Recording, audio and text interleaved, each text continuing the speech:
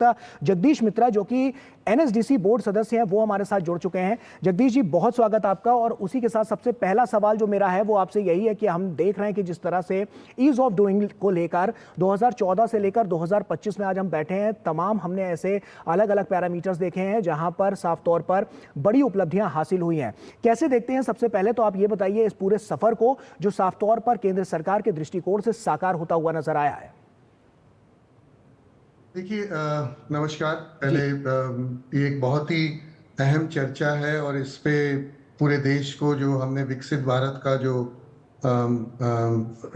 रास्ता तैयार किया है और जो हम जिस पे आगे बढ़ना चाह रहे हैं उस पे ईज ऑफ डूइंग बिजनेस एक बहुत मायने रखता है, ताकि व्यावसायिक संस्थानों को ऐसा मौका मिले जो इस तरीके से वो खुले और आगे बढ़े और नौकरियां भी हमारे देश में और युवाओं को अच्छी तरीके से मिले।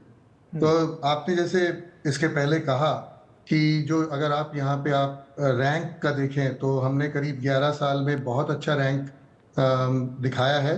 पहले हम 140 के आसपास, 190 देशों में 140 के आसपास का रैंक होता था और 2019 में ये 63 के आसपास का रैंक पहुंच चुका है। और मेरे ख्याल से अभी शायद विश्व बैंक की रिपोर्ट करती नहीं है, लेकिन जो अगर करे तो ये 63 से आगे होगा हमारा रैंक।